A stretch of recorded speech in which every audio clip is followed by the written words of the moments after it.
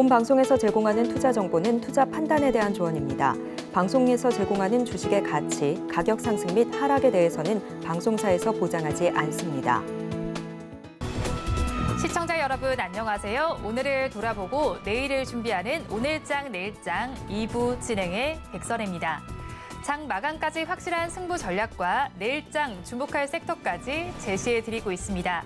오늘도 저희 방송과 함께 하시면서 성공적인 투자 전략 가득 담아가시기 바랍니다.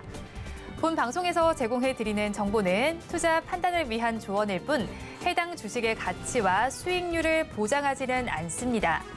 아울러 서울경제TV와 서울경제신문은 당사의 브랜드입니다. 최근 당사를 사칭하는 피해 사례가 늘어나고 있는 만큼 각별히 주의를 해주시기 바랍니다. 또 저희 방송은 유튜브를 통해서도 보실 수 있습니다. 유튜브 검색창에 서울경제TV라고 검색하시면 저희 방송과 함께 하실 수 있으니까요. 실시간으로 댓글 참여도 많이 해주시기 바랍니다. 그러면 오늘장 내일장 2부 첫 순서로 시작해 보도록 하겠습니다. 이 시각 급락하는 종목에 대한 생존 전략을 모색해 보는 시간입니다. 종목 SOS 시간. 오늘은 S인베스팅 코리아 진유정 연구원님과 함께합니다. 안녕하세요. 네, 안녕하세요. S인베스팅 코리아 진유정 연구원입니다. 네, 연구원님 일단 급락하는 종목들에 대한 생존 전략을 모색해 보기 전에 오후장 상황부터 점검을 해보면 좋겠는데요. 오후장은 어떻게 보셨나요? 네, 일단 오후장 미국의 영향을 놓고 보지 않을 수 없겠죠. 일단 미국 증시가 다음 주 FOMC를 두고 관망세가 조금 짙어진 모습입니다. 일부 연준 위원들의 매파적인 발언에도 불구하고요. 6월 FOMC에서 금리 동결이 조금 유력할 것이다라는 전망이 지배적으로 작용하고 있습니다. 따라서 다음 주에 13일, 14일에 있을 CPI 발표, 그리고 FOMC를 이유로 투자자들이 관망하는 모습이 미국 시장에서도 연출이 되었고 그 여파가 또 우리 시장에까지 이어진다고 보시면 되겠는데요. 지금 미국 증시는 특별한 이슈 없이 흘러가고 기술주 중심의 상승이 조금 나오면서 상승 흐름 이어가고 있다가 S&P 500 지수가 9개월 만에 최고치를 경신을 했습니다. 세계은행은 올해 경제성장률을 1월 전망치보다 0.4% 상향한 2.1%로 전망을 하면서 조금 더 탄력을 받고 있는 모습이지만 사실 지금 크게 일정이나 재료는 부각이 많이 되지 않는다. 그냥 이런 상승 흐름을 타고 올라간다 정도로만 봐주시면 될 것 같고요. 지금 우리 코스피 시장 역시 특별한 어떤 강한 이슈는 없습니다.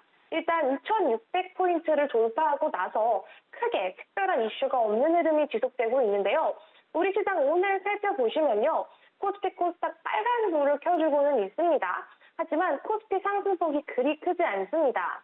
또한 외국인은 기관, 개인 모두 엇갈린 수급을 보이고 있고 상승 종목과 하락 종목 수가 지금 비등비등한 상황이죠. 지금 오후장 들어서 조금 더 하락 종목의 수가 조금씩 더 커지고 있는 모습인데요. 사실 지금 수급이 많이 분산되어 있는 모습이에요. 전반적으로 이렇게 지금 시장에서 상승하는 종목들을 봤을 때 수급 자체가 너무 많이 퍼져 있고 분산되어 있고 오늘 강한 섹터나 테마라고 하더라도 반짝 치고 올라가고 말 그런 재료들, 그런 섹터들이 너무 많아서 공격적으로나 적극적으로 매매하기에는 좀 어려운 시장이다. 상당히 난이도가 있는 시장이다라고 보시면 되겠는데 그렇지만 작년 우리가 지옥 같았던 그런 시장도 견뎠던 그런 우리니까요. 지금 지루한 시장 조금 더 견뎌내시고 오늘 오후장 끝까지 화이팅 하시길 바랍니다. 지수는 상승세를 나타내고 있지만 수급적으로 살펴보면 조금 퍼져 있다라고 분석을 해주셨습니다. 이 점 관련해서 투자 전략을 참고를 해보시면 좋겠습니다. 지수 빨간불은 켜고 있지만 이 시각 급락하는 종목들도 있습니다. 급락하는 종목들 2시 30분 기준으로 살펴보도록 하겠습니다. 화면으로 보시죠. 네, 첫 번째 종목입니다. ST큐브인데요. 아스코에서 임상 중간 결과를 발표했고 장기간 반응 지속 기간에 대해서 주목받은 업체입니다.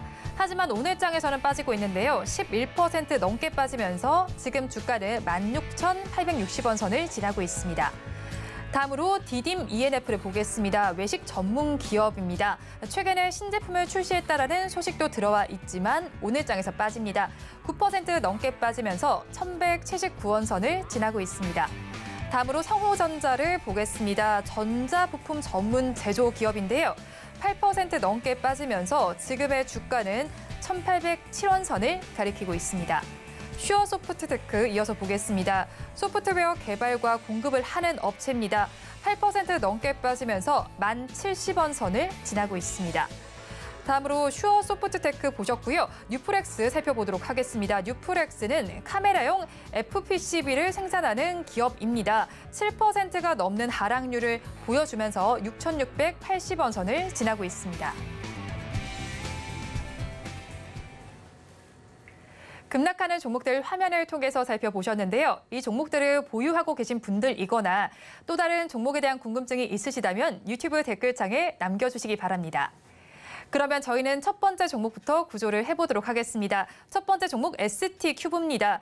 세계 최대 암학회인 아스코에서 넬마스토바트의 임상 1상 중간 결과를 발표했습니다. 긍정적인 시각도 나오고 있는데 좀 시각이 혼재된 것으로 보이고 있습니다. 기대감이 소멸한 측면으로 저희가 바라보면 될까요? 네, 맞습니다. 사실 이 아스코라는 일정 자체가 일정이 다가오면 관련주들이 장에서 계속해서 돌기 마련이거든요. ST큐브도 이 아스코 관련주라고 해서 상당히 최근에 주목도가 조금 높았던 기업입니다. 그런데 일단 오늘을 기점으로 해서 일단 일정이 조금 종료가 되면서 아스코 재료 소멸로 조금 봐주시면 될 것 같은데 일단 그 전에 봐야 될 게 이 ST큐브가 이 아스코에서 어떤 내용을 발표를 했는지 그 내용부터 조금 짚어봐야겠는데요. 일단 7일에 이 ST큐브는 세계 최대 암학회 아스코 미국 임상종양학회에서 넬마스토바트 임상 1상 중간 데이터 분석 결과를 포스터를 통해서 발표를 했습니다. 이 넬마스토바트가 뭐냐면 ST큐브가 개발 중인 진행성, 고용암, 타겟, 면역 관문을 억제제, 침약 후보 물질인데요. 이게 대상의 미충족 의료 수요를 충족시켜줄 수 있는 항암제라는 것이 다시 한번 확인됐다고 합니다. 또 기존 치료제와는 달리 콜드 튜머 암 중에서도 치료 효과가 조금 입증되고 있다는 부분이 되게 중요하다라고 설명했는데요. 이번 일상에서 넬마스토바트가 타겟하고 있는 이 발현 양상을 확인했다라는 부분에 대해서 의미가 크다라고 발표를 했습니다. 다만 좋은 내용입니다만 아쉬운 부분이 조금 있습니다. 지금 투자자들은 이런 결과보다도 더 효과적이고 더 의미 있는 결과값을 원했는데요. 이 ST큐브 측에서 발표한 이런 데이터들은 지금 조금 예측을 하고 있었던 그런 부분이었기 때문에 아무래도 오늘 그 효과가 기대에 못 미쳤다라는 평가로 실망 매물이 조금 많이 출회되었다라고 보여집니다. 또 아까 말씀드렸던 것처럼 아스코의 이 일정 재료 소멸로도 보여지면서 이 외국인들을 필두로 기관의 매도세까지 보여집니다. 이렇게 기관과 이 외국인의 양매도세가 조금 보여지기 때문에 오늘 지금 장중에 현재가로는 12% 정도 넘는 급락세가 보여지고 있다고 보시면 되겠습니다. ST큐브는 아스코 학회 재료가 소멸이 됐고 거기에서 발표된 부분에서 좀 기대치에 미치지 못했다라는 평가가 나오면서 주가가 급락하고 있는 것으로 보입니다. 그렇다면 가지고 계신 분들께서는 지금 시점에서 어떻게 대응하면 좋을까요? 네, 사실 저는 지금 좀 버티자라는 의견을 드리고 싶습니다. 사실상 재료적인 부분보다도 좀 기술적인 부분을 먼저 말씀을 드리면 지금 17,000원, 지금 현재가는 16,800원에서 왔다 갔다 하고 있지만 이 17,000원 부분의 지지가 그래도 조금은 있거든요. 근데 이 지지가 어떤 지지냐면 올 6월에 지금 연속적으로 추세가 조금 깨진 부분은 있지만 올 2월에 보면은 단단하게 지켜준 그 지지 그 구간이 17,000원 부근에서 왔다 갔다 지지를 딱 지켜주고 있는 모습입니다. 그래서 저는 그 부분이 조금 단단하게 지켜줬기 때문에 지지의 힘을 보여줄 수 있는 자리라고 생각을 하는데요. 오늘 이렇게 한 12%, 11% 크게 빠진다고 하더라도 일단은 섣부르게 손절하기보다도 현재가에서 관망을 하시면서 그 지지라인을 지금 16,800원에서 17,000원 그 라인을 잘 지켜주는지 여기서 아래 꼬리를 달면서 어느 정도 반등을 해주는지 일단 지켜보시는 부분, 그러니까 지금 버티는 부분이 훨씬 더 저는 현명하다고 생각을 합니다. 또 그리고 이 ST큐브의 재료에 대해서 조금 말씀을 드리고 싶은데 일단 오늘 발표한 내용 자체가 이렇게 악재로까지 해석될 만한 그런 내용은 아닙니다. 일단 뉴스 기사도 상당히 긍정적이었는데 다만 기대에 못 미쳤다라는 것뿐이지 이 지금 오늘 발표한 이 자료가 악재는 아닙니다. 꼭 악재로 해석하실 필요는 없고요. 따라서 다시 한번 이 넬마스토바트의 재료로 주가 부양의 가능성이 또 있다고 저는 생각이 들고요. 또 일단 이 S큐브가 아스코 일정이 종료되고 나서 보스턴에서 또 개최가 되는 2023 바이오 USA 여기에서도 다국적 제약사들과 기술 수출 파트너링 미팅을 이어간다라고 합니다. 근데 이 일정에서 또 다른 또 우리가 몰랐었던 그런 재료들, 신선한 뉴스들이 한 번 더 나올 수 있다고 저는 그 가능성까지 보고 있기 때문에 지금 오늘 이렇게 빠진다고 해서 섣부르게 손절하기에는 조금 아쉽다라는 의견 전해드리고 싶고요. 지금 현재가가 16,900원 정도, 16,900원, 800원에서 왔다 갔다 움직이고 있는데, 일단 지금 추세 자체는 하방이 많습니다만, 지치고 있는 그 지지 라인, 제가 6,800원에서 700원 라인이라고 말씀을 드렸는데, 만약에 이 지지 라인이 한번 깨져서 15,000원 부분까지 내려온다라고 한다면, 저는 15,500원 부분에서는 추가 매수를 조금 하라라고 말씀을 드리고 싶어요. 그래서 추가 매수는 15,500원 선에서 잡아드리겠고 15,500원을 조금 더 깊게 하회한다라고 했을 때 14,800원을 조금 기준으로 해서 손절가를 조금 잡아드리고 싶고요. 만약에 15,500원도 지지를 하고 그다음에 지금 구간에서도 지지를 한 다음에 잘 버텨준다라는 모습이 보여준다면 지금 목표가는 저는 22,500원 전 고점 꼬리 부분까지 조금 잡아드리고 싶습니다. 정리를 하자면 지금은 버티셔야 하는 구간이다. 만약에 조금 더 떨어져서 15,500원까지 와준다라고 한다면 그때 추가 매수하시고 14,800원에서는 손절가 그리고 목표가는 22,500원 정도 잡아드리도록 하겠습니다. ST큐브는 다음 학회에 대한 모멘텀도 있고요. 신약 후보 물질에 대한 기대감도 남아있는 상황입니다. 그런 만큼 버티는 것이 현명한 투자 전략이다라고 말씀해 주셨고요. 가격 전략을 살펴보면 추가 매수하신다면 15,500원 선에서 해보시고 14,800원 선까지 내려간다면 매도를 하시기 바랍니다. 그리고 그때 목표 주가는 22,500원으로 잡아주셨으니까 투자 의견에 참고를 해보시기 바랍니다. 다음 종목도 구조를 해보겠습니다. 슈어 소프트테크를 구조해 볼 텐데요. 소프트웨어를 개발하고 하는 업체입니다. 그런데 지금 사모펀드에서 투자금을 회수했다라는 소식이 전해지면서 급락하는 것으로 보입니다. 그렇다면 이 급락세를 단기적인 급락으로 봐도 괜찮은 걸까요? 네, 일단 슈어 소프트테크 자체는 신규 상장입니다. 합병하면서 신규 상장을 4월에 한 그런 기업인데요. 사실 이런 신규 상장주들이 조금 주의해야 될 게 뭐냐면 바로 보호예수 물량입니다. 오늘 이 보호예수 물량이 어저께, 그러니까 지난 거래일에 출회가 되면서 오늘 이 타격을 조금 받았다라고 보시면 되는데 그 부분에 대해서 조금 풀어드리면 일단 이 사모펀드가 있습니다. 사모펀드 운용사 TNF 인베스트먼트가 이 투자를 했었던 슈어소프트테크에 투자금을 회수를 했는데요. 이거를 보통 이렇게 회수를 할 때는 엑시트를 했다. 그러니까 나갔다라는 표현을 쓰기도 합니다.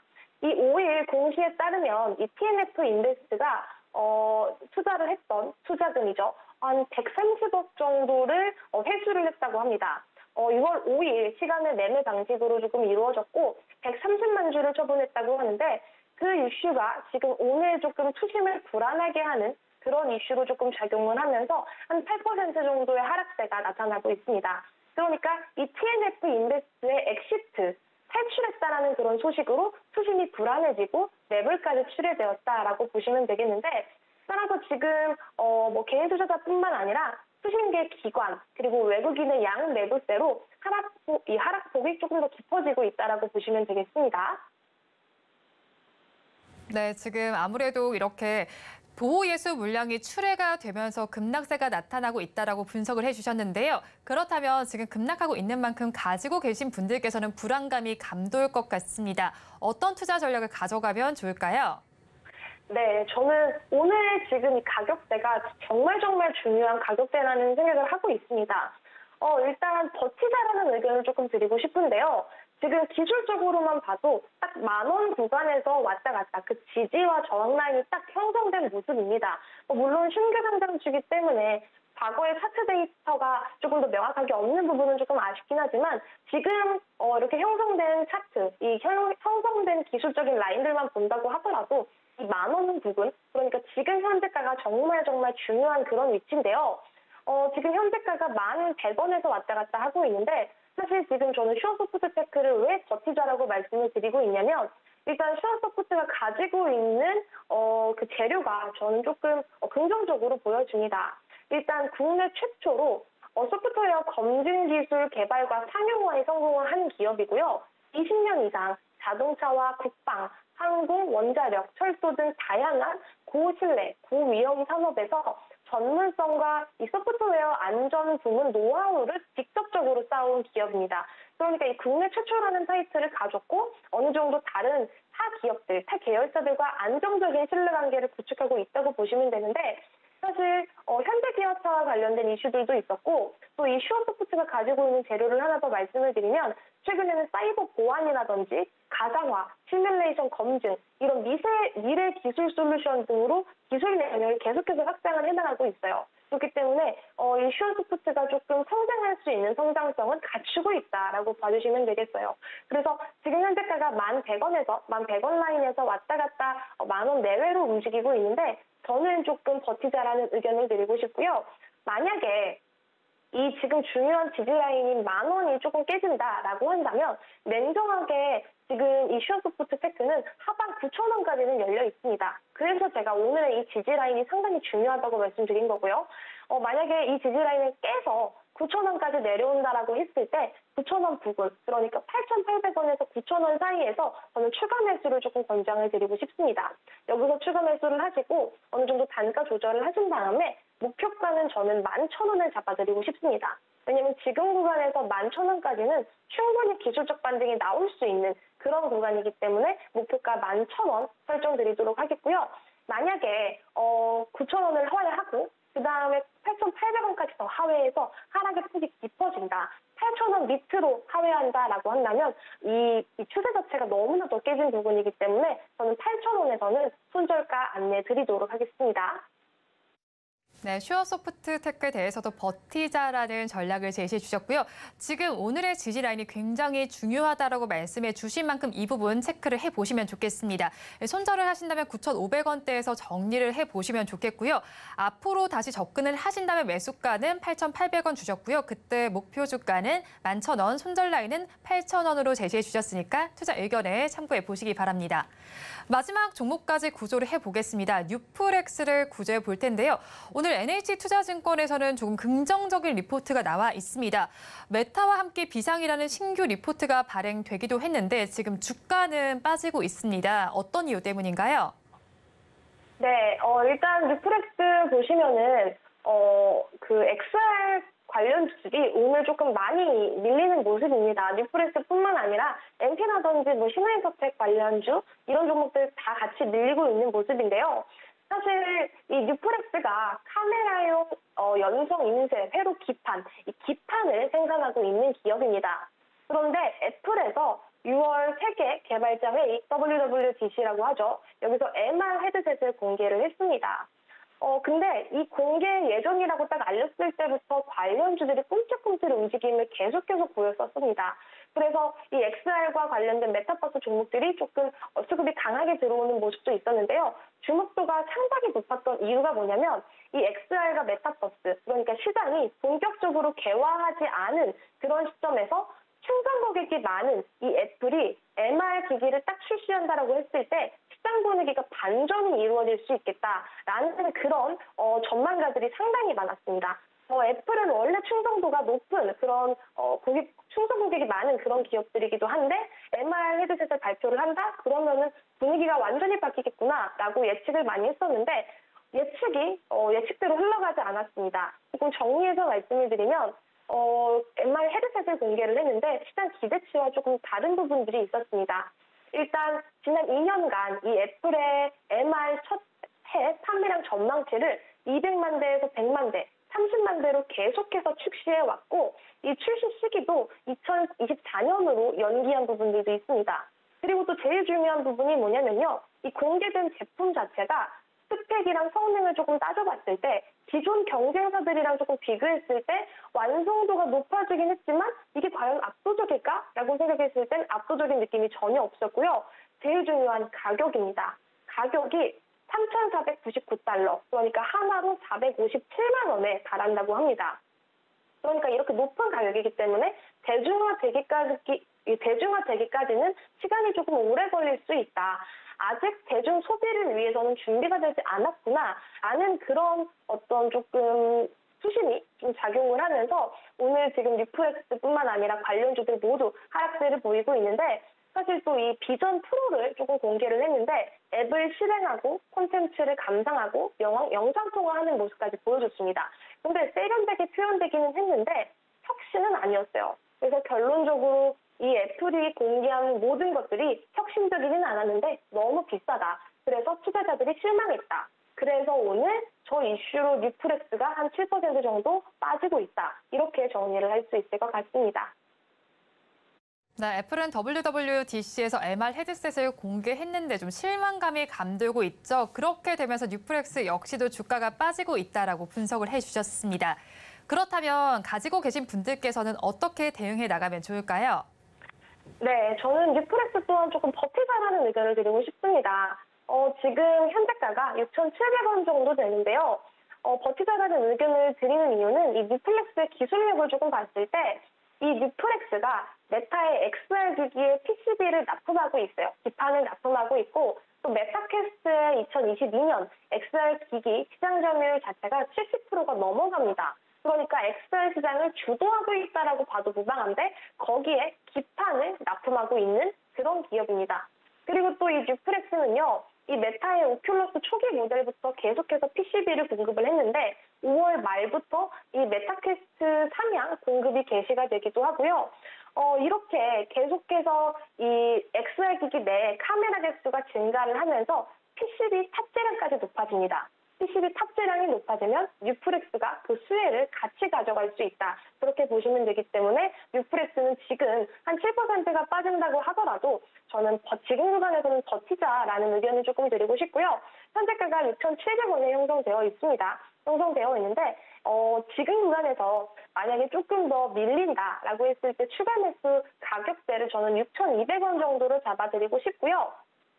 6,200원에 조금 더 하회한다. 그래서 완전 전 저점이었던 6,000원을 터치한다라고 하시면 그때 조금 정리를 해주시는 걸로 하겠지만 지금은 조금 버텨가면서 인내도 조금 가지고 갈 수 있는 구간이라고 생각이 듭니다. 그래서 저는 이 뉴프렉스의 목표가를 지금 박스권 고점 부분인 8,000원까지는 조금 잡아드리고 싶습니다. 이 뉴프렉스의 기술력이라든지 이 뉴프렉스의 지금 이 전망으로 봤을 때 저는 8,000원까지는 무리 없는 상승이라고 보기 때문에 8,000원까지는 꼭 목표가로 잡고 계시길 바라겠습니다. 네, 뉴프렉스에 대해서도 버티자라는 전략을 제시해 주셨습니다. 지금 현재 주가가 6,710원대 정도 가리키고 있고요. 추가 매수를 하신다면 6,200원대에서 해보시고요. 정리를 하신다면 6,000원대, 또 목표 주가는 8,000원으로 제시해 주셨으니까 투자 의견에 참고해 보시기 바랍니다. 지금까지 S인베스팅 코리아 진유정 연구원님과 함께했습니다. 오늘 연결도 고맙습니다. 네, 감사합니다.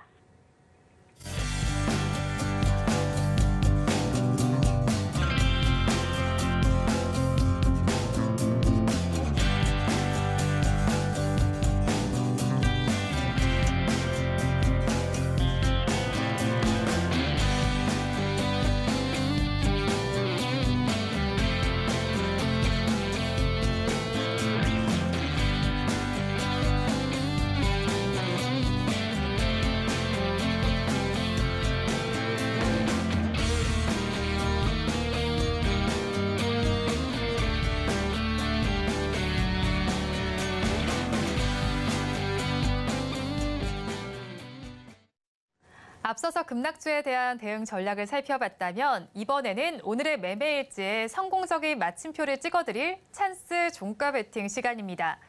오늘은 알파프로의 정태근 팀장님과 함께합니다. 어서 오세요. 네, 반갑습니다. 네, 일단 종가 베팅 시간에 짚어주셨던 종목에 대한 리뷰를 먼저 진행해 보도록 하겠습니다. 5월 31일에 공략을 해주셨던 일진 디스플이 지금 고가 기준으로 수익률이 나오지 않고 있네요. 마이너스권 수익률을 기록하고 계시는데 네. 이 종목 어떻게 보시나요? 지금 제가 종목들이 조금 뒤늦게 좀 발동이 걸리더라고요. 네. 최근에 보니까. 그래서 지금 지난 일진 디스플레이 이전에 말씀드린 코스메카 코리아도 좀 뒤늦게 좀 반등이 나왔거든요. 네. 그래서 아마 지금 말씀하신 일신 디스플레이도 좀 그렇게 될 것 같아요. 그리고 요 차트 좀 같이 보시면서 말씀드리면은 네. 일단 5월 31일 날 나왔던 이 대량 거래를 일단 믿으시라는 말씀 좀 드려보고 싶어요. 어쨌든 항상 상승의 출발점은 거래량에서 출발하는 거거든요. 네. 그렇기 때문에 일단은 뭐 첫 번째 바닥에서 탈출 신호가 5월 31일 거래량으로 나타난다 보시면 될 것 같고요. 그리고 전반적으로 보더라도 주가가 이미 이제 바닥에서 횡보하는 상황이기 때문에 걱정 안 하셔도 됩니다. 여기서 이제 올라갈 이면이 있다는 보시면 될 것 같고, 서두에 말씀을 드렸듯이 제가 지금 이제 5월 달에 말씀드린 종목들이 조금 이제 한 발짝 늦는 그런 모습이 나오고 있기 때문에 조금 기다리시면은 코스메카 코리아처럼 반등이 나올 거기 때문에 요건 좀 버티시면 될 것 같아요. 그래서 이 일진 디스플레이는 지난주에도 뭐 충분히 말씀드렸지만은 어쨌든 OLED 관련돼 가지고 차량 디스플레이 이쪽 관련돼 가지고는 분명히 봐야 될 종목이기 때문에 일단 홀딩하시면 된다는 말씀 드리도록 할게요. 네. 네, 시세가 조금 늦게 분출된다라고 말씀해 주셨으니까 지금 버텨보시면 좋을 것 같은데요. 그렇다면 OLED 주가 차기 주도주로 될 것이다라는 의견은 좀 유효하실까요? 네. 뭐 간단히 말씀드리면 네 이렇게 말씀드려야 될 것 같아요. 네, 네. 유효하다. 네. 네. 지금 어쨌든 다른 거 볼 필요 없이요. 네. 중국이 지금 OLED를 계속해서 지금 이제 선도해 나가려고 계속 지금 이렇게 온갖 노력을 하고 있는 상황들이거든요. 그렇죠. 그러니까 예전에도 보시면 아시겠지만 항상 어떤 사람이 중국이 들어가게 되면은 중국이 진입을 하게 되면은 그게 항상 좋았던 사업들이고 그러면서 이렇게 공급과 이렇게 갔었거든요. 그러니까 반도체에서 지금 OLED 같은 경우도 마찬가지로 지금 현재 이제 중국에서도 이제 한국을 이제 따라잡으려고 예전에 LCD 그랬던 것처럼 OLED도 그렇게 진행을 하고 있는 상황들이기 때문에 보시면 되고요. 그리고 어쨌든 IT 섹터 내에서는 반도체가 하게 되면은 분명히 OLED 쪽도 갈 수밖에 없다는 부분들을 말씀드리고 싶어요. 단순히 이 섹터 안에 있는 것이 아니라 지금 앞 시간에 애플의 MR 헤드셋 얘기도 나왔지만은 이 MR 헤드셋 같은 경우는 올레도스라 그래가지고 이제 이 OLED 온 실리콘 이 방식으로 들어가거든요. 네. 근데 이 올리도스 같은 경우는 원천 기초 기술이 반도체입니다. 반도체 웨이퍼에다가 이 OLED 증착하는 방식이기 때문에 앞으로는 반도체 OLED가 같이 갈 수밖에 없는 그런 그 산업 환경이라고 보시면 될 것 같아요. 그리고 이제 앞으로 계속해서 마이크로 LED라든지 그리고 올레도스라든지 이런 얘기들이 계속해서 나올 거기 때문에 지금 어쨌든 MR 헤드셋이라고 이제 애플이 스타트를 끊었고요. 스타트 끊게 되면서 앞으로 이제 아직까지 메타가 이제 올레도스를 채택하지는 않았어요. 아직 OLED를 사용하고 있는데 앞으로 이제 이 올레도스가 좀 더 상용화되게 된다라면은 다른 이제 그 VR기 같은 경우도 이 올레도스가 채택될 가능성이 상당히 높아요. 그렇게 본다라면은 이 VR이란지 AR 네. 죄송합니다. AR용 그 OLED란지 그리고 이제 TV용 마이크로 LED TV란지 이런 것들이 계속 나올 예정이기 때문에 네. 앞으로 이제 조금 더 그러니까 이전과는 다른 그런 산업 환경들이 만들어진 상황들이기 때문에 그래서 OLED 관련해서는 계속 봐야 됩니다. 그리고 삼성전자가 또 삼성 디스플레이가 또 투자를 대규모 하잖아요. 그래서 그런 부분들을 보게 된다라면은 OLED는 충분히 관심을 가져도 된다. 그리고 혹시 매수하셨다라면은 홀딩 하셔도 된다. 이런 말씀도 좀 드리도록 할게요. 네. 네, 반도체주와 OLED 함께 간다라고 말씀해 주셨으니까 한번 참고를 해보시면 좋겠습니다. 그리고 앞서서 말씀해 주실 때 코스메카 코리아도 말씀해 주셨잖아요. 이것도 네. 좀 짚어보면 좋겠는데 지난달 24일에 공략을 해주셨고 지금 이 종목은 수익률 내고 계시잖아요. 저희 어떻게 보면 네. 될까요? 그러니까 이것도 일단 홀딩 하시면 돼요. 홀딩이요, 제가 네. 서두에 말씀드렸듯이 5월 달에 말씀드린 종목들이 여기뿐만 아니라 다른 방송도 마찬가지로 한 발짝 늦어요, 좀 반응이. 네. 제가 어찌 보면 한 발짝 빠르게 말씀드린 걸 수도 있는데 하여튼 반응이 좀 늦게 나옵니다. 근데 어쨌든 단단하는 거예요. 그렇기 때문에 일단은 홀딩 하시면 되고 그리고 어차피 코스메카 코리아 같은 경우는 이제 2분기 실적도 이미 기대감이 있는 상황들입니다. 그렇기 때문에 2분기 실적 시즌이 아직 멀긴 했지만 2분기의 기대감이 유효하고 그리고 최근에 아시겠지만 또 포스코 인터가 2분기 실적 기대감으로 인해 가지고 최근에 다시 반등 시도를 하고 있거든요. 그래서 그런 부분을 참고해 보게 된다면은 코스메카 코리아도 일단 홀딩하는 것이 맞다는 말씀드리고 싶고 LG 디스플레이도 마찬가지로 홀딩해도 된다라는 말씀을 다시 한번 드리도록 하겠습니다. 네, 코스메카 코리아 역시도 홀딩하는 관점으로 대응을 해보시면 좋겠습니다. 그렇다면 오늘 장도 얼마 남지 않았으니까 종가 베팅할 종목을 살펴보면 좋겠는데요. 키워드 힌트를 먼저 공개하도록 하겠습니다. 네, 키워드 힌트, 푸틴, 나 떨고 있니? 라고 제시해 주셨는데 저 잘했나요? 네, 잘하셨어요. 잘하셨어요. 네, 느낌 잘 살렸나요? 네, 잘하셨습니다. 팀장님도 한번 해주세요. 아, 저는 안 할래요. 안 하실래요? 네. 부끄러운 건 혼자 네. 하세요. 푸틴, 나 떨고 있니라고 하니까 아무래도 러시아와 네. 우크라이나 전쟁과 관련된 섹터에서 좀 가져오신 것 같은데 그렇다면 이 섹터, 제가 떠오르는 섹터는 사료주 쪽도 있고 네. 재건주도 있습니다. 정답이 있을까요? 지금 이제 우크라이나 전쟁 분위기가 어느 쪽이 좀 유리하게 가는지는 아시죠? 네. 그러면은 답이 나옵니다. 아, 답이 그러면 나온다. 이제 재건이죠. 네. 아, 참 푸틴이 정말 체면이 말이 아니라고 좀 봐야 될 것 같아요. 그렇죠. 그 러시아가 아시겠지만은 초강대국이라는 얘기를 많이 했었잖아요. 그런데 알고 보니까 아닌 거예요, 지금. 상황이 네. 전혀 아닌 겁니다. 개전 초기만 하더라도 이제 이게 전쟁이 한 달 갈까? 2달 갈까? 이런 그렇죠. 생각을 저 했었는데. 금방 끝날 줄 알았어요. 그러니까 네. 다 금방 끝날 줄 알았는데 다 허풍이었더라고요. 보니까 네. 허풍이었고. 근데 그만큼 이제 우크라이나 같은 경우는 뭐 유럽 쪽도 마찬가지지만은 미국 같은 게 든든한 뒷배가 정말 든든하다는 걸 다시 한번 확인했다라는 거죠. 그러니까 어찌 보면은 초강대국은 여전히 미국이라는 걸 다시 확인하고 있는 부분들이고, 어찌 보면은 러시아는, 그러니까 그 헤르손 옆쪽에 오데사 거기까지만 딱 점령을 빨리 했으면은 러시아는 명분도 없고 그리고 그렇죠. 초강대국을 다시 한번 확인할 수가 있었거든요. 원래 이게 전쟁의 목적이 이제 두 가지였죠. 하나는 이제 우크라이나가 나토에 가입하려 그러니까 그게 너무나 싫은 거죠. 그렇죠. 이게 왜 그러냐면은 어찌됐든 그 러시아는 전제주의 국가라고 보는 게 맞겠지만 아직까지 공산주의 국가라고 보는 게 맞는 거거든요. 그러면 지금 우크라이나하고 러시아 국경이 마주보고 있잖아요. 네. 근데 이 마주보고 있는 상황에서 우크라이나가 만약에 나토에 가입을 하게 된다면은 서방과 이제 맞대고 있는 거기 때문에 러시아 입장에서 불편할 수밖에 없어요. 이게 무슨 느낌이냐면은 만약에 우리나라 통일이 되게 된다면은 중국 국경이 미군과 바라보고 있는 거랑 똑같은 느낌인 거거든요. 네. 그만큼 너무 싫은 거예요, 그냥. 너무 싫은 상황인데 그런 상황이 너무나 싫었다라는 거죠. 근데 우크라이나가 말을 안 들으니까 러시아 입장에서는 최종적으로 전쟁을 선택할 수밖에 없는 그런 부분도 있었고, 그리고 푸틴은 좀 그런 게 있었어요. 2014년도에 이제 크림 반도를 이제 접수를 하게 되면서 이 크림 반도가 해상이 아닌 육상과 연결하고 싶었던 그런 목적이 있었거든요. 네. 그래서 이번에 이제 그 돈바스 지역이란지 돈바스 옆쪽인 마리우폴이란지 마리우폴 또 왼쪽 지역인 헤르손이란지 헤르손도 왼쪽인 또 오데사란지 딱 여기까지 점령하게 되면은 네. 러시아는 명분 다 얻은 거예요. 우크라이나에서 사신 거 아니죠? 너무 그런 건 잘하시는 것 아니에요. 같아요. 그런 건 아니고요. 그 작년에 하도 얘기를 많이 하다 보니까 지금 아직까지 생각이 나는 거예요. 이게 그 우크라이나를 이렇게 사선을 이렇게 자르게 되면은 네. 이 키우 이쪽 왼쪽으로 이제 폴란드가 접경된 쪽으로는 산지 지역이기 때문에 별로 의미가 없어요. 그런데 남쪽하고 동쪽 같은 경우는 동쪽은 공업 지역이고요. 네. 그 남쪽은 이제 농업 지역이에요. 그러니까 헤르손 같은 경우에는 어떤 역할을 하냐면은 우크라이나 밀생산의 40%를 담당을 하고 있어요. 그럼 그 지역을 점령을 하게 되면은 러시아 입장에서는 식량이 다 해결이 되는 거고. 그렇죠. 그리고 이 헤르손의 왼쪽에 있는 오데사 같은 경우에는 그 우리나라로 치기에는 부산항의 역할을 해요. 네. 그렇기 때문에 상당히 중요한 항구적인 역할을 하기 때문에 그 지역을 점령하게 되면은 이제 러시아가 대륙에 막혀있던 부분들을 이제 바다로 나갈 수 있는 그런 통로가 되거든요. 그래서 이런 부분들이 이제 돈바스 지역을 점령하게 되고 마리우폴 점령하게 되고 오데사 그 헤르손 오데사를 차례로 점령하게 돼서 그게 끝나려고 했는데 미국이 방해한 거죠. 완전히 방해한 거죠. 네. 어찌 보면 이제 그 현대전 같은 경우 유상전뿐만 아니라 공군 지원이 상당히 중요하거든요. 네. 어찌 보면은 우크라이나는 러시아를 상대로 이런 표현이 맞을지 모르겠는데 제가 예전에 좋아했던 게임이 스타크래프트 되게 오래됐습니다. 네. 스타크래프트 되게 좋아하거든요. 근데 거기 보면 이제 꼼수를 가지고 맵팩을 키는 게 있잖아요. 맵팩을 키는 거 있거든요. 그 지도를 다 보는 거. 네. 근데 지금 우크라이나가 딱 그 케이스예요. 그러니까 미국의 인공위성이 너무 많다 보니까 이 인공위성을 통해서 요소 러시아를 다 보는 거예요. 네. 그러니까 거기만 핀셋으로 공격을 딱딱딱 해버리니까 러시아가 너무 골치가 아픈 거예요. 그렇죠. 거기다가 이제 최근에 드론 공격을 하다 보니까 방공망까지 뚫려버리지. 그러니까 지금 러시아는 체면이 말이 아닌 거예요. 네. 그러다 보니까 이제 뭐 군인도 많이 죽지, 육상 전력도 많이 손실이 되지. 거기다가 지금 1년 동안 군비로만 600조 넘게 돈을 쓴 상황이거든요. 엄청 쓴 거죠. 네.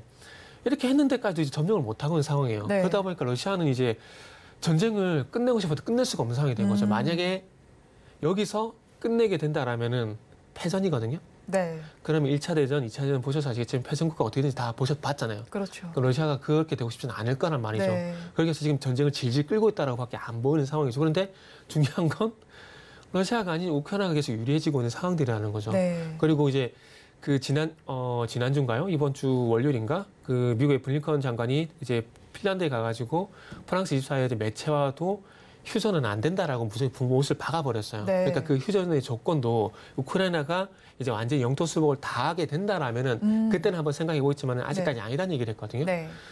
그렇게까지 간다라는 거 어찌 보면 러시아의 패선까지도 미국이 어쩌면 생각을 하고 있다라고 볼 수가 있는 것들이죠. 지금 계속해서 전쟁을 계속 질질 끌게 된다면은 러시아는 힘들어요. 네. 계속해서 군비가 들어가야 되잖아요. 거기다가 그렇죠. 러시아 제재를 눈에 보이게 안 보이게 하고 있는 상태에서 네. 지금 러시아와 사우디가 사이가 좀 안 좋아지고 있어요. 그렇게 되면 이제 이 유가 같은 것도 문제가 발생될 수밖에 없다는 거죠. 그렇죠. 어쨌든 이제 이거 원유를 수출하기, 천연자원을 수출하게 되면서 거기 가장 큰 역할을 하는 게 유가거든요. 이게 어쨌든 사우디와 러시아가 단합을 하게 되면서 80달러 네. 이상 유지를 했었습니다. 근데 그게 이제 깨지게 되는 거죠. 그러면 이제 단가가 내려가게 되면은 어쩔 수 없이 뭐라 해야 될까, 예산에 대한 문제, 그 국방비에 대한 문제가 발생이 될 수밖에 없다는 거죠. 그렇게 본다라면은 이런 상황이 흘러가게 된다라면은 가장 먼저 반응을 하는 게 제가 볼 때 주식시장입니다. 그렇게 네. 본다라면은 아까 말씀하셨지, 물론 지금 현재 이런 문제들로 인해서 사료주도 관심을 좀 가져야 되겠지만은 그럼에도 불구하고 어찌 보면 주식시장은 사료 이쪽보다는 재건 쪽으로 시선을 더 돌릴 가능성이 높다라는 거죠. 그러다 보니까 오늘 이런 연휴에서 갑자기 이제 세계사 시간이 돼버렸는데. 네, 그러면 어떤 종목을 또 가지고 네. 오셨을까요? 그래서- 가격 전략도 함께 좀 네, 알려주세요. 알겠습니다. 목소리에서 그냥 확 뭔가 느껴지네요. 빨리 끝내라. 빨리 끝내는 게 느껴지네요. 단호함이 좀 느껴졌나요? 네. 단어는 너무 잘 느껴졌어요. 그래서 오늘 DYD라는 종목을 준비를 했어요. 원래라는 차트를 보고 이제 우크라이나 이슈를 좀 보게 된 네. 거거든요. 그래서 DYD라는 종목을 준비를 했는데 이 종목은 자회사 삼부토건이 있습니다. 그렇죠. 삼부토건인데 네. 삼부토건이 이제 그 마리우폴시란시 그리고 이르핀시와 재건 업무 협약을 맺었어요. 그러다 보니까 DYD가 간접적인 수혜를 좀 볼 수 있다라고 보시면 되는데 이 회사도 이제 건설 비중이 크진 않아요. 건설 비중이 3.8%밖에 안 되거든요. 그래서 작년 4월 달부터 종합건설업 면허를 취득해가지고 진행하고 있는 상황이기 때문에 일단 자회사 효과를 볼 수밖에 없다고 보시면 될 것 같고, 그리고 차트적인 부분을 짧게만 말씀드리고 가격 네. 말씀드릴게요. 지금 현재 그 날짜를 보게 되면 5월 20일, 5월 23일 두 번의 상한가 이후에 지금 가격 조정을 거치고 있고 현재 기간 조정 양상을 거치게 되면서 1,550원 이상 가격 유지가 되고 있거든요. 네. 그럼 이제 거래량이 많이 줄어든 상황이기 때문에 다시 한번 대량 거래가 발생될 가능성을 염두에 두시면서 지금부터 미리 좀 관심을 가지면 좋을 것 같습니다. 그래서 목표가는 1,950원, 손절가는 1,450원 제시하도록 하겠습니다. 네, DYD에 대해서 짚어주셨는데 조금 미리 짚어보시면 좋겠다라고 말씀해 주셨습니다. 그러면 저희는 마감 동시효과 구간 분위기 살펴보도록 하겠습니다. 양대 시장 오늘은 어떻게 마감을 준비하고 있는지 살펴보니까요. 코스피 시장은 소폭의 약세로 마감을 준비하고 있고요. 이 코스닥 시장은 1%가 넘는 강세를 펼치고 있습니다. 오늘 시장 팀장님께서는 어떻게 보시고 계신가요?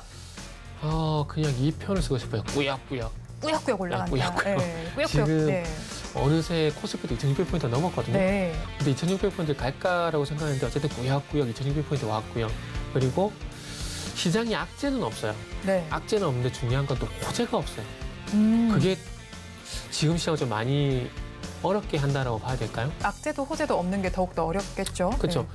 그러다 보니까 어찌 보면은 조금 이런 표현이 맞을까, 재미없는 시장. 네. 근데 이게 어찌 보면은 주도주 하나가 나타나서 계속해서 그 종목이 그 섹터가 계속 이끌어주게 된다면은 이게 재밌거든요. 왜냐하면 매일매일 수익 나는 재미가 있으니까. 그런데 최근 시장은 주도주가 계속 바뀌어요. 네.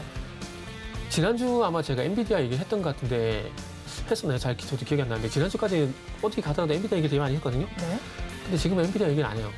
또 주도가 바뀌었다는 얘기거든요. 그렇죠. 근데 오늘 같은 경우는 또 이제 그 중국의 탄산리튬 가격이 급등했다는 소식이 나오게 되면서 2차 전지가 시장을 잡아주고 있고 네. 그 속에서 이제 후쿠시마 오염수 얘기가 나오게 되면서 아시겠지만은 또 이제 뭐 수산주나 육개주 이런 것들 테마가 나오고 있거든요. 그러니까 매일매일 테마가 바뀌는 거예요. 그러다 보니까 머리 아픈 게 뭐냐면 내일은 또 어떤 게 올라갈까?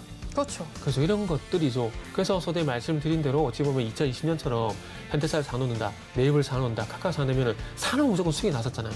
그러니까 그런 시장이 아니기 때문에 정말 재미가 없고 좀 힘들지만은 종목을 계속 찾아야 되는 그런 어려움들이 있다 보니까 정말 쉽지 않은 시장이라고 좀 말씀드려야 될 것 같습니다. 그래서 말씀드려야 될 것 같고, 하지만 그렇다고 시장이 뭐 안 좋은 것은 아니고, 그렇다 보니까 나만 그런가? 네. 라는 생각이 들 수 있는, 또 소외가 될 수 있는 그런 시장일 수도 있다라는 그런 생각이 좀 들더라고요.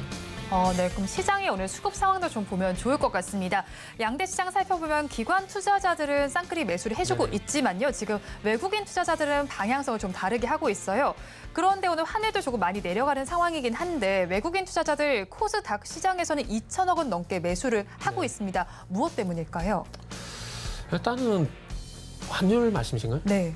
환율은 신경 안 쓰셔도 돼요. 어차피 신경 안 써도 시장의 되나요? 네. 변수로 크게 작용하지 않고 있는 것들이고, 오늘 외국인 쪽 보게 되면 선물이 4,200개억 정도 매수가 네. 들어왔거든요. 아마 이런 영향도 분명히 좀 있을 겁니다. 그리고 어쨌든 그 미국 부채 한도 문제가 있었잖아요. 그래서 그렇죠. 그런 대외 이슈가 좀 해소가 되게 되면서 환율이 안정이 찾아가고 있지만은 환율이 이제 증시에 좀 영향력은 또 많이 떨어지는 상황이기 때문에 걱정을 안 하셔도 된다라고 말씀을 좀 드려보고 싶고, 기관 수급 같은 경우 오늘 뭐 금융투자 섹터가 4,800억 정도 매수가 들어오게 되면서 네. 기관 매수 잡힌 거거든요.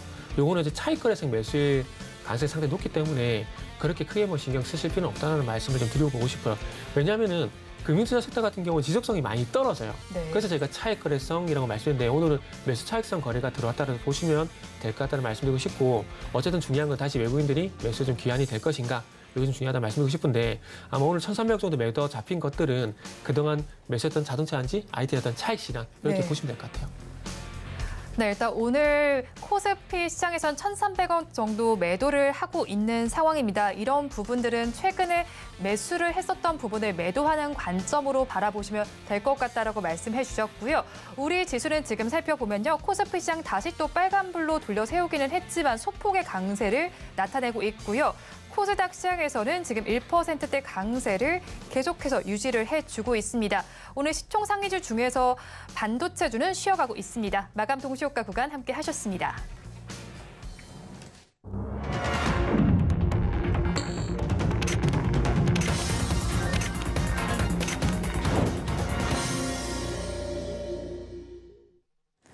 오늘 우리 시장 코스피 시장은 조금 갈팡질팡하는 모양새가 펼쳐졌지만 코스닥 시장에서 강한 강세가 연출됐습니다. 그렇다면 내일장은 어떻게 대응하면 좋을지 오늘장, 내일장 전문가님들께 내일의 히든카드가 될 중요 포인트를 여쭤봤습니다. 화면을 통해서 살펴보시죠. 코스피는 2,600선에는 그래도 안착을 했습니다. 그렇다면 지금 담을 섹터를 살펴봐야 할 것 같은데요. 먼저 교보증권의 사영관 차장님께서는 조선주에 대해서 물 저을 때다라고 말씀해 주셨고요. 리더스 인덱스의 박주근 대표님 역시도 조선주를 짚어주셨습니다.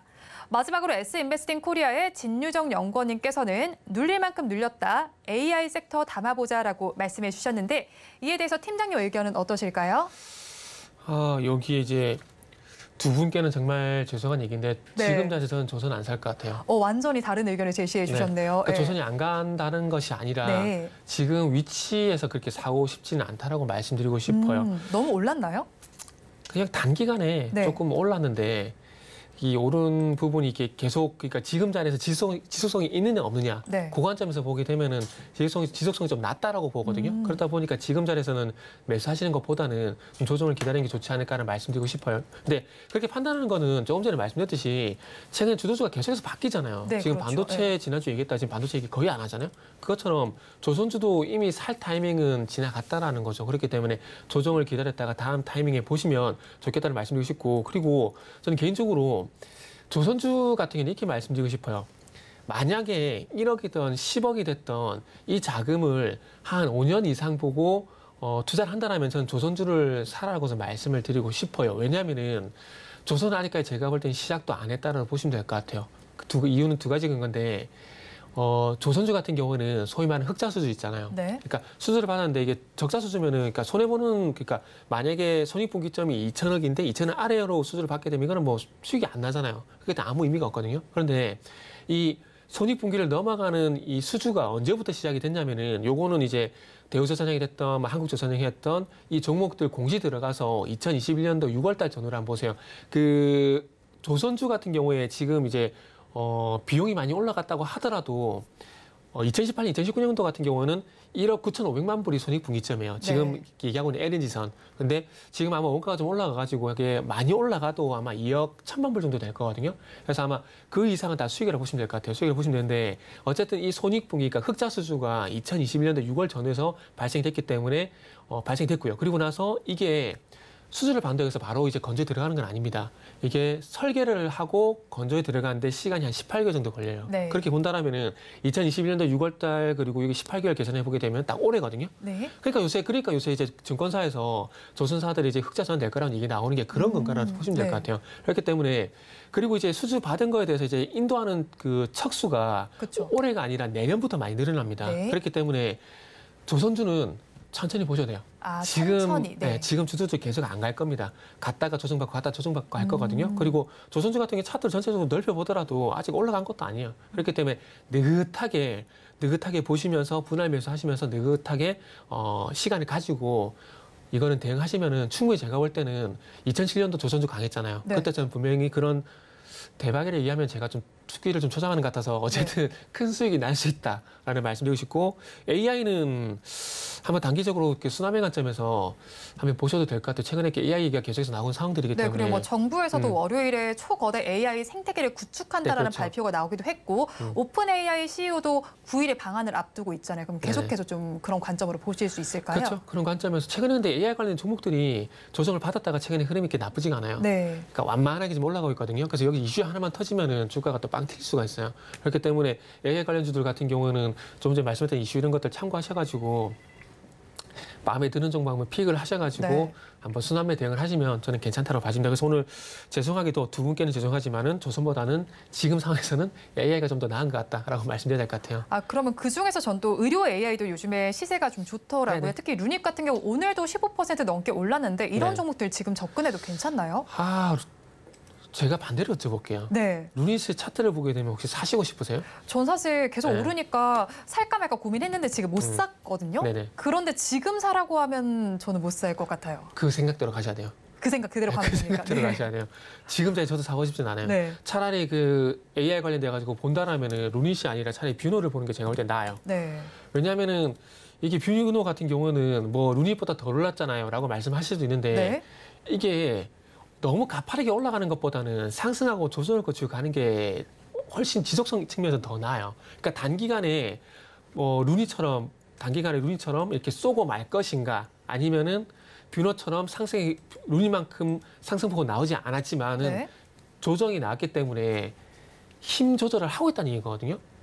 그러니까 루닛 같은 경우는 좀 죄송하지만 힘 조절을 안 했어요. 그냥 바로 그냥 쌓아버렸어요. 근데 네. 뷰너 같은 경우는 힘 조절을 제가 볼 때는 하고 있는 부분들이 있거든요. 그렇기 때문에 차라리 이게 낫다라고 봐지고 굳이 AI 의료기기 쪽을 본다라면은 좀 우회적으로 그 피부 미용기기 있잖아요. 네. 차라리 그쪽을 좀 보는 게 왜냐하면 루트로닝 이런 종목에 충분히 저는 조정을 거쳤다고 보거든요. 그렇기 때문에 루닛보다는 그쪽으로 좀 한번 공략을 해보시면 더 좋지 않을까? 네. 뭐 제 생각입니다. 아, 네. 의료 AI 쪽을 보신다면 유닛보다는 뷰노고 그중에서 또 이제 우회적으로 피부 의료기기 쪽으로도 짚어보시면 좋겠고요.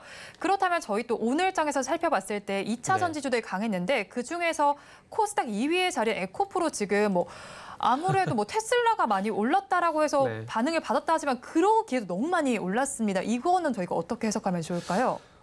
그러게요. 이게 주가가 안 가야 정상인 거거든요. 지금 16% 넘게 네. 올랐어요. 네. 저 지금 알았어요.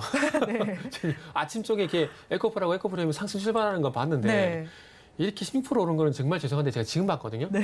근데 이게 제가 오늘 이게 그 테마 쪽 보게 되면 2차 전지 전체적으로 강한 게 아니라 그렇죠. 폐배터리하고 아침 네. 쪽에 리튬이 제일 강했었거든요. 네. 근데 아침 쪽에 리튬이 강하면서 LNF라든지 그리고 에코프라든지 종목들이 강했었는데 이게 중국 쪽에 탄산리튬 가격이 한 달 만에 또 71%가 올랐더라고요. 네. 4월 달에 이제 톤당 우리나라 돈으로 3,300억 아니다, 3,300이 맞나? 3,300원인가 그랬는데 이게 5월달 들어가지고 5월달 이제 이번 달 오게 되면서 5,300만원까지 올랐더라고요. 5,300억. 이게 갑자기 헷갈리지?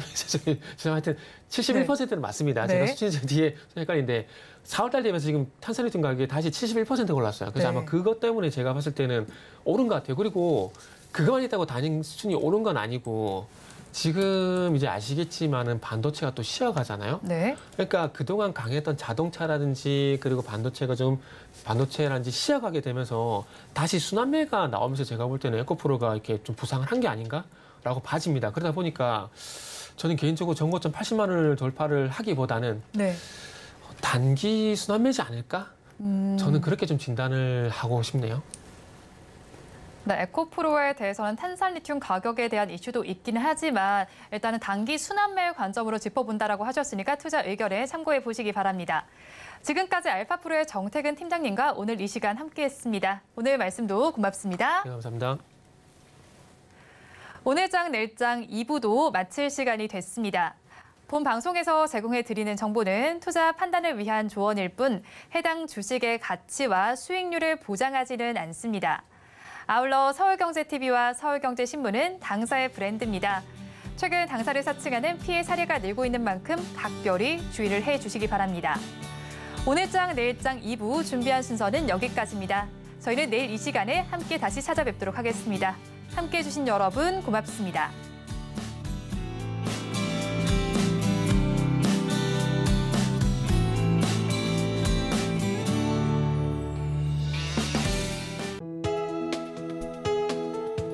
본 방송에서 제공하는 투자 정보는 투자 판단에 대한 조언입니다.